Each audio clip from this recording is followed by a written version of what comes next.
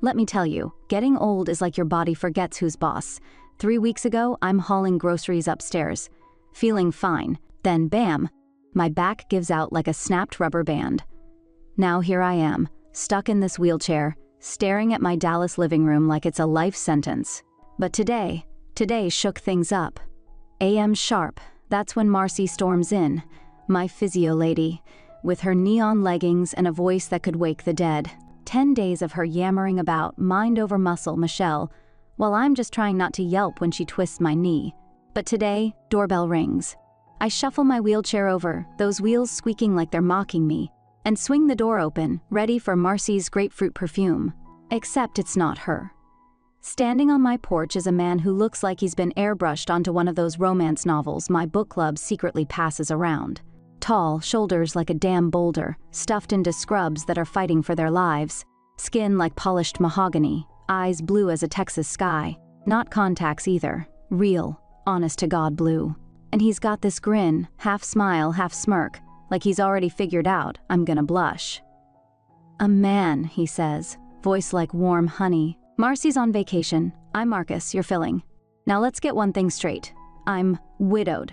My last date was rearranging pill bottles on a Tuesday, but my cheeks, they go full tomato, and my brain, it short circuits, because this guy's a physio. With those arms, he should be lifting trucks, not my bum leg." Come in," I stammer, like a teenager handing over her first love note. He steps inside, all easy confidence, and sets down a legit medical bag. The kind Marcy uses, all zippers and compartments. No shady duffel, no duct tape. Just a name tag that says, Marcus, PT Specialist. Still, my pulse is doing the cha-cha. Marcy didn't mention she was taking time off, I say, trying to sound casual while he rolls out a therapy mat. Last minute thing, he shrugs. "Family emergency, she asked me to step in. Hope that's all right." And here's the thing, it is all right, more than all right.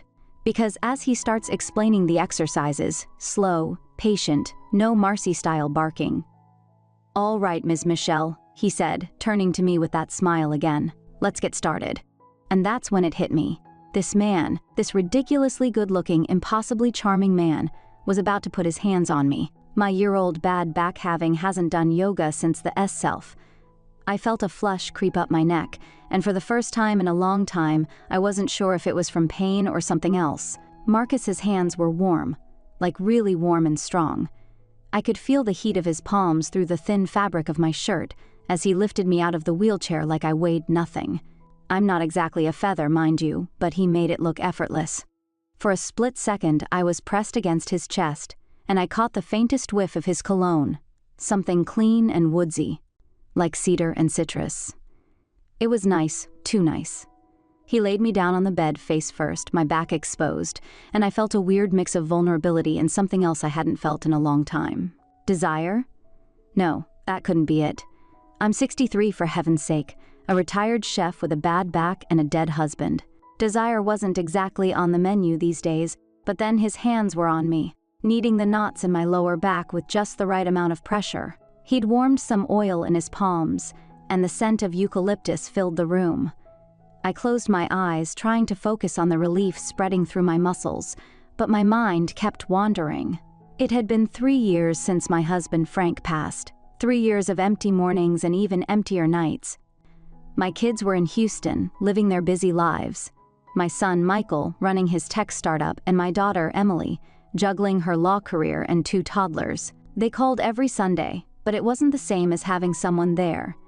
You know, someone to share the quiet moments with. But now, lying here with Marcus's hands working magic on my back, I couldn't help but think, maybe the fall wasn't all bad. I mean, sure, the pain was awful, and the wheelchair was a constant reminder of my age, but if I hadn't fallen, I wouldn't be here right now, would I?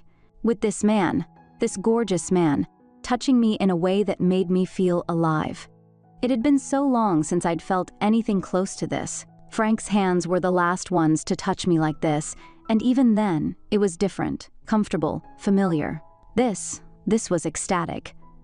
"How's that pressure?" Marcus asked, his voice low and smooth, snapping me out of my thoughts. "It's good," I managed to say, though good didn't even begin to cover it. "You're very skilled," he chuckled, and I could hear the smile in his voice. "I've had a lot of practice. You'd be surprised how many people have back problems." I wanted to ask him more, how long he'd been doing this, where he was from, why someone who looked like him wasn't on a billboard somewhere, but I didn't. Instead, I just lay there, letting myself sink into the moment, the way his fingers traced the curve of my spine, the way his thumbs dug into the tight spots along my shoulders. It was almost too much. My heart was racing, and I could feel my cheeks burning. Thank God I was face down so he couldn't see me blushing like a schoolgirl. But then, as if he could read my mind, he said, "You're holding a lot of tension here, Miss Michelle. You've been through a lot, haven't you?" I froze. How did he know? Was it that obvious, or was he just that good at his job? Yeah, I said, my voice barely above a whisper. It's been a rough few years. He didn't press me for details, and I was grateful for that.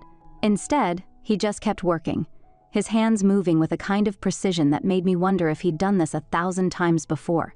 And maybe he had. But for me, it felt different. Like he wasn't just treating my back, like he was treating me. By the time he was done, I felt like a puddle of melted butter. He helped me sit up, his hands steady on my shoulders, and for a moment, our eyes met. Those blue eyes of his were even more striking up close, and I swear I saw something in them. Something kind, something understanding. "You're stronger than you think, Miss Michonne," he said, his voice soft but firm. "Don't let the pain define you."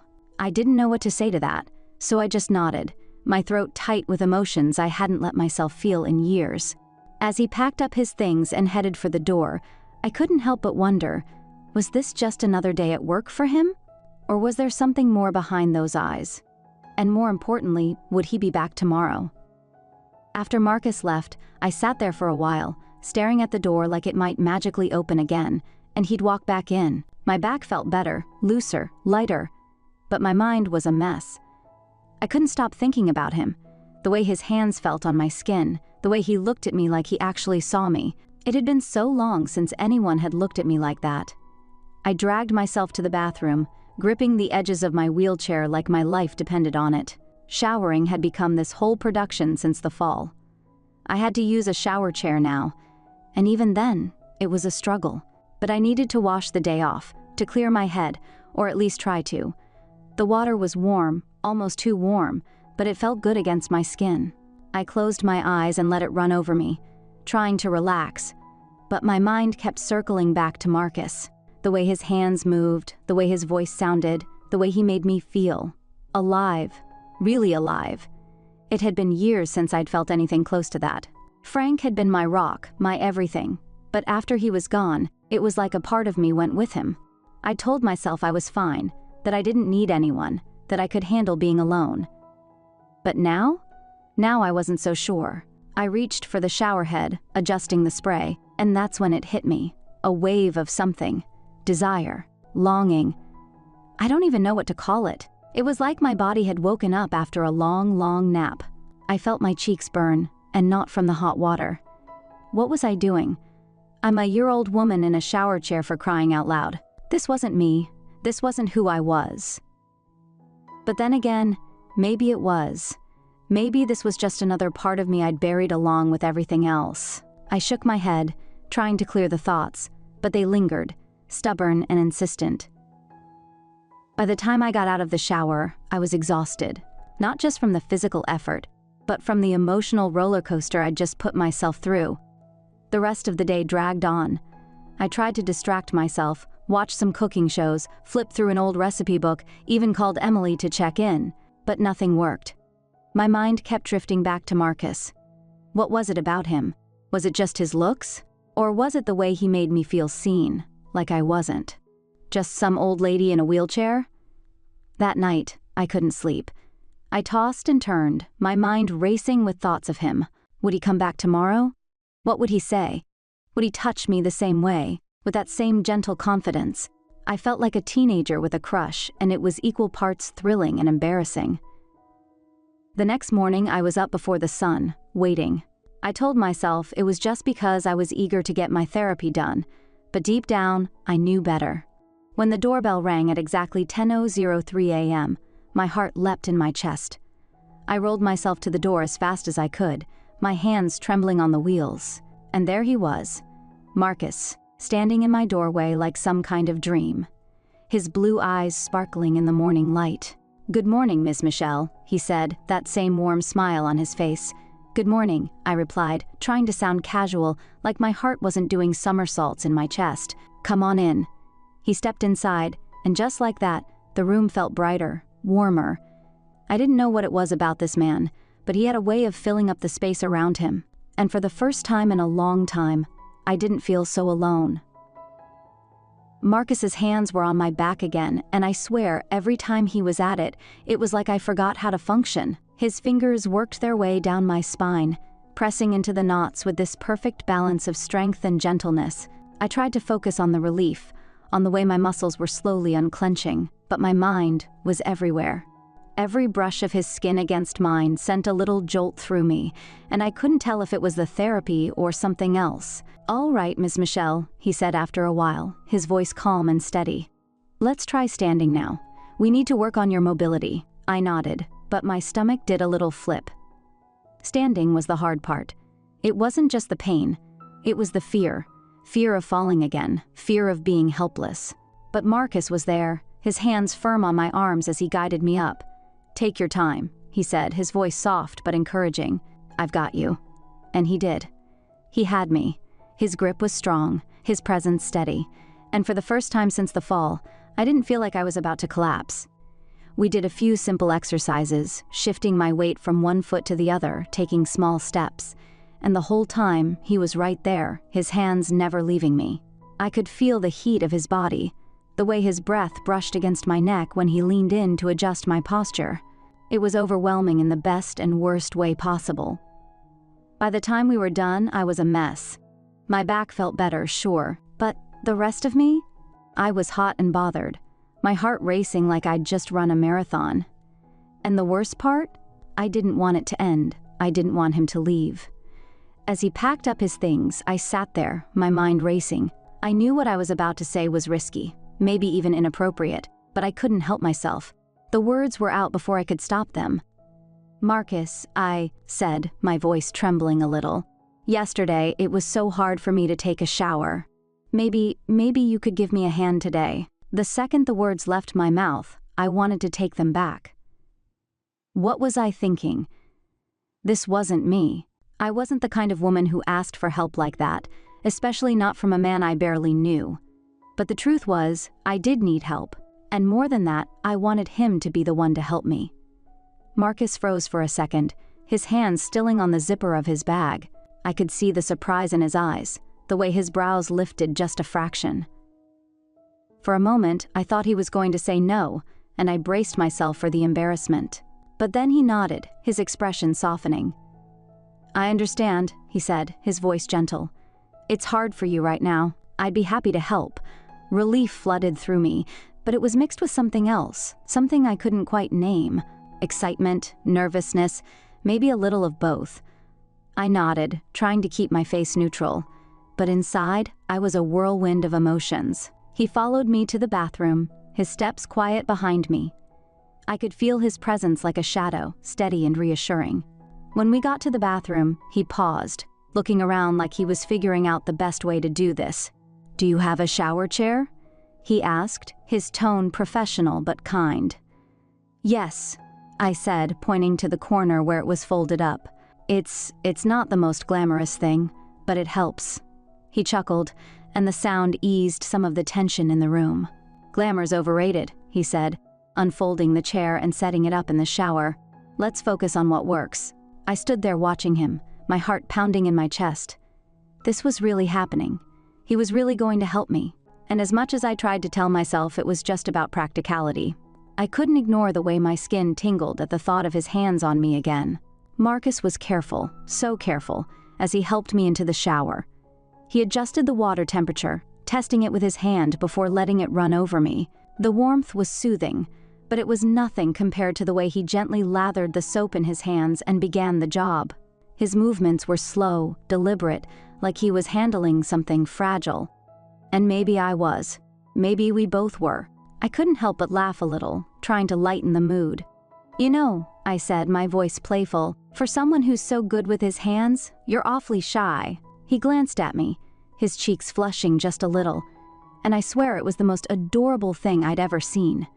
I'm just trying to be professional, Miss Michelle, he said. But there was a hint of a smile on his lips. Professional, huh? I teased, raising an eyebrow. Well, you're doing a great job, but you don't have to be so stiff. Relax a little. I don't bite. He chuckled, and the sound sent a shiver down my spine. Noted, he said, his voice softer now, less guarded. Warm water was sluicing over my shoulders, his hands slick with soap, gliding down my arms, my back. And me? I leaned into it, shameless, my skin humming. The shower head trembled in his grip, water cascading like a confession, and I swear the air thickened. You okay, Mrs. Carter? He asked, voice strained, eyes locked on the tile like it held the meaning of life. I smirked. Call me Michelle, sugar, and please, look at me when you're working. His cheeks went crimson. Crimson, a 25-year-old man, built like a damn oak tree, blushing over a wrinkled widow in a shower chair. And God, did I lean into it. These hands, I purred, nodding at his fingers, kneading my calf. You ever think about expanding your services? He choked out a laugh, nervous, but his thumb dug a little deeper into my muscle. Ma'am, Michelle, I corrected, turning just enough to catch his gaze. And don't play coy. A man like you know exactly what you're doing to a woman. The water ran. His breath hitched, and for a heartbeat, I wondered if I'd gone too far. But then his eyes flicked to mine, blue fire. And I knew he felt it too. That spark, that dangerous, delicious want. Afterward, he toweled me off, gentle as a priest, but his hands shook. I let him carry me to the bed, his biceps flexing, and when he tried to leave, I grabbed his wrist. What if I tipped you extra? I said, nodding at the crisp $100 on my nightstand, emergency cash I'd stashed years ago, another hour for company. He hesitated, glanced at the money, then at me. And in that pause, I saw it. The flicker of a kid paying off student loans, of a man torn between duty and desire. All right, he muttered, sitting stiffly on the edge of the bed. I didn't wait. I took his hand, rough, calloused, real, and pressed it to my cheek. You're wasted on physio, Marcus. Hands like these, they should be worshipped. His breath stuttered. Mrs. Carr. I kissed him. Not some chaste peck, a hungry heathen thing, all pent-up years and loneliness, and screw it, I'm alive. And he didn't pull away. His lips parted, clumsy at first, then desperate, his hands tangling in my damp hair like I was the anchor keeping him from drowning. We didn't talk, didn't need to. The bed creaked, the clock ticked, and for the first time in decades, I didn't feel 63. I felt electric. Afterward, he left without a word, that $100 folded neatly in his scrubs. I laid there staring at the ceiling, Frank's wedding photo gathering dust on the dresser. Guilt? Maybe. Regret? Not a drop. Because here's the truth, folks. Life doesn't give you second chances. You claw them out of the dirt yourself. And honey, I've still got claws.